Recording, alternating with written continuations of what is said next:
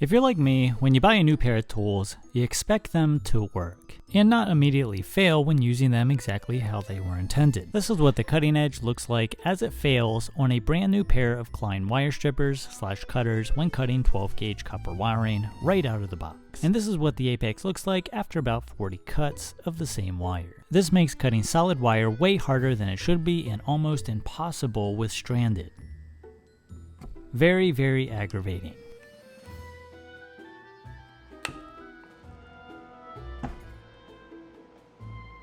I mean, you can see the damage right there.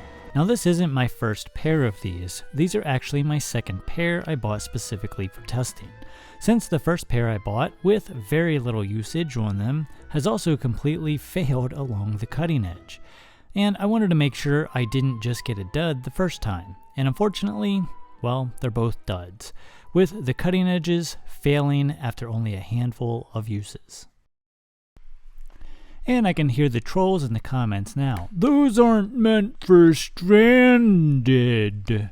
Well, not only does it say stranded right on the side of them, but the apex also rolls over the second you do anything else with them. Now who knows where this troll logic comes from? If space is a vacuum, then how come all the air isn't sucked off the surface of the earth? Or you could be like this first time soft hands tool buyer and say it isn't a big deal. Then I'm being completely unrealistic about my expectations. So I tried other wire cutters, both from the same brand and from a different brand.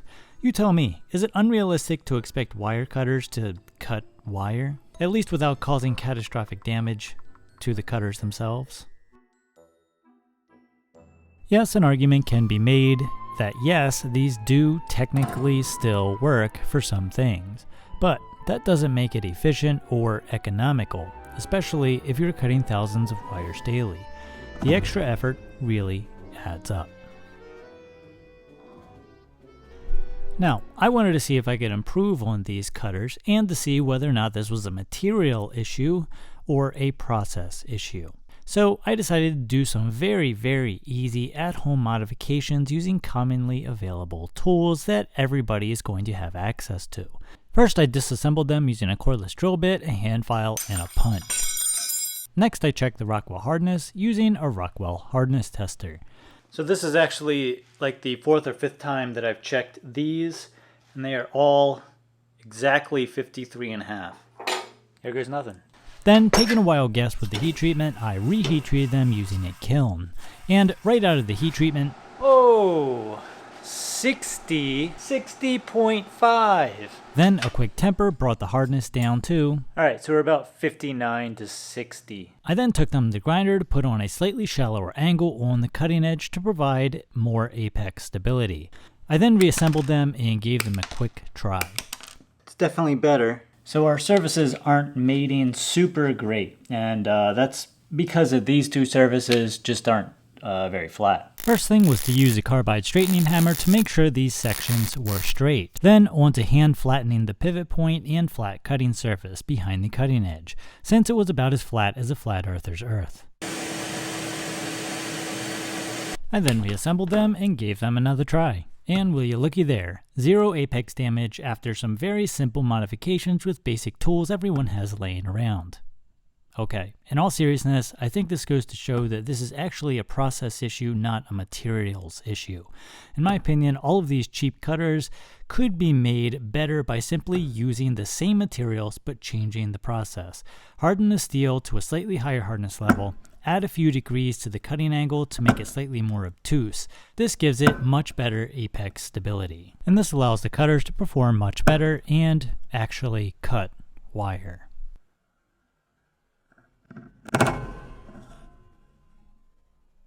So with two of the major brands failing right off the bat, is there an option for people who don't want to purchase $4,000 worth of tools in order to modify their $30 wire cutters in order to make them actually work? Well, I went out and bought the rest of the brands. A brand from Harbor Freight, General Electric, and another Milwaukee. And I noticed something. They are all sharpened at the same angle. More on this in a second. But what about hardness? Milwaukee 52 HRC, Harbor Freight 48 HRC, General Electric 49.5 HRC. Harbor Freight cutters, brand new out of the box. So the Harbor Freight Doyle brand immediately started to show damage. Although it wasn't as apparent or immediate as the Klines, this will show better in the next test. General Electric, straight out of the box. The General Electric brand also started to show damage immediately, but I accidentally overexposed the image, so it is hard to tell here, but again, this will show better in the next test. Milwaukee's, brand new out of the box. The Milwaukee showed the least amount of initial damage here, but didn't fare so well later.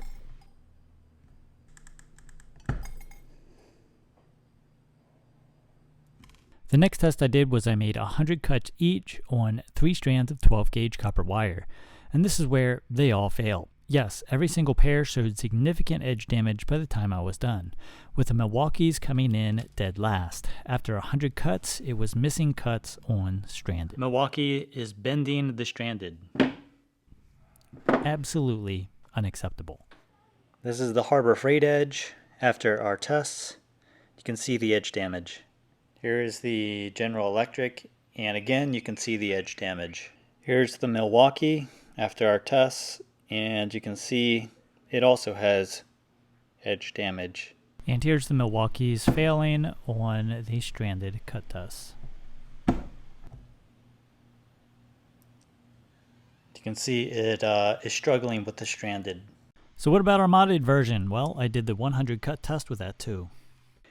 So here's our reheat treated, reprofiled Klines that we did earlier, and this has the same exact number of cuts on it as the other ones. If anything, it has a little bit more, and you can see it has much less apex damage.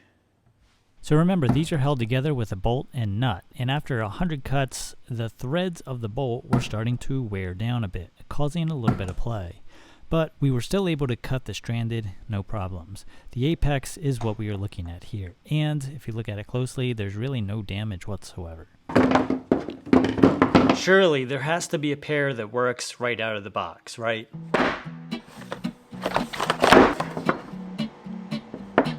Looky there, we actually found some wire cutters that don't deform on the first use.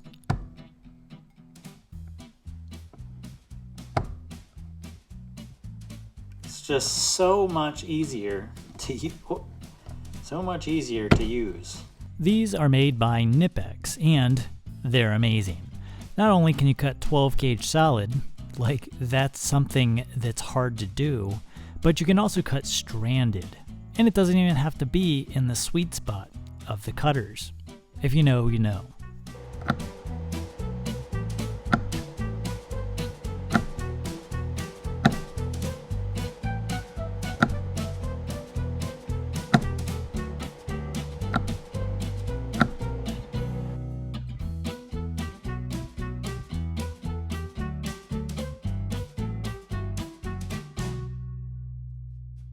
Yes, I did the same 100 cut test with a knipex. Here's the knipex. After the same test, we put all the other ones through and more. The knipex actually has more cuts on it than anything, and you can see we have very little, if any, edge damage whatsoever. So what is the hardness of the knipex? I must know. 52. So hardness here on the knipex is not that much higher. It's really exactly the same as the Kline cutters at about 52 to 53 HRC. So all of these pairs of cutters, despite the fact that they're all relatively close in hardness, show edge damage after just a handful of cuts, except for one. Well, actually two. The knipex and our modified versions.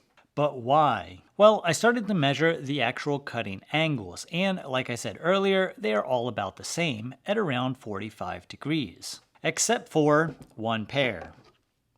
Well, two. The knipex and our modified versions, which is actually around, looks to be about 50 degrees.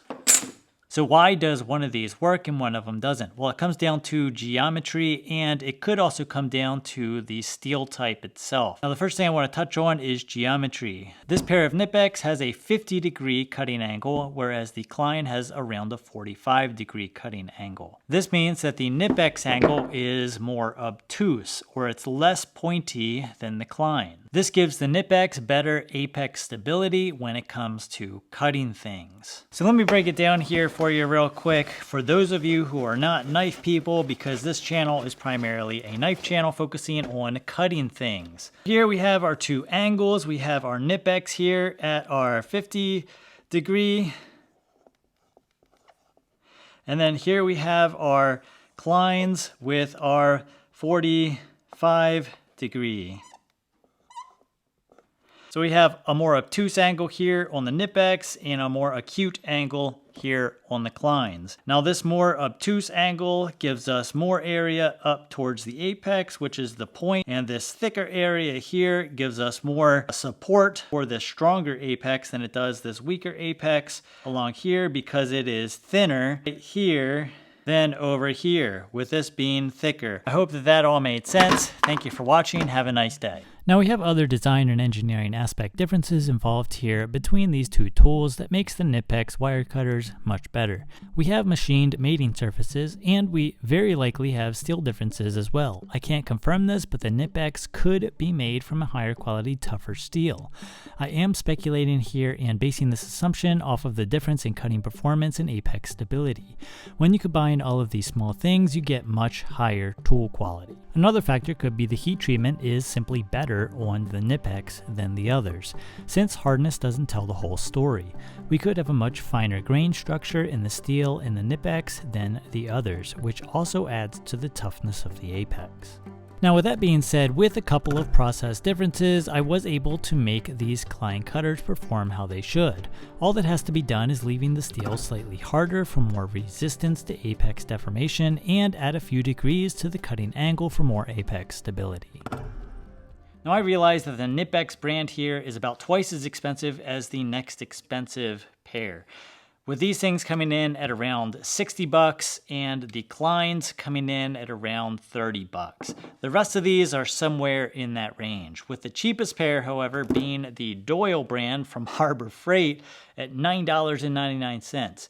And these pair actually did a little bit better than the $30 Kline tool pair.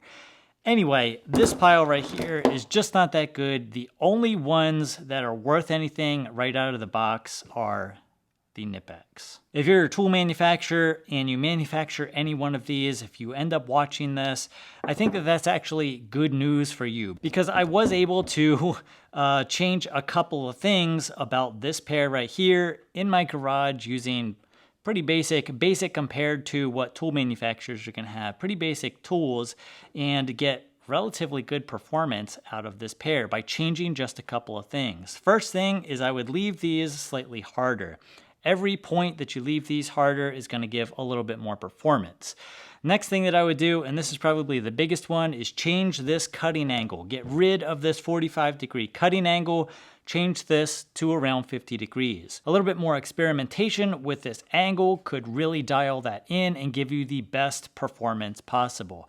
Maybe it's 49 degrees, maybe it's 51 degrees, but that's a pretty easy thing to change in your process. Now I think those two things are actually pretty easy to change.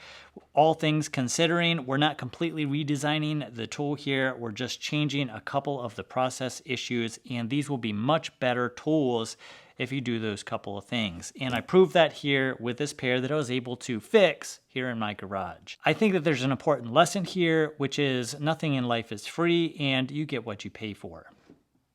Sometimes.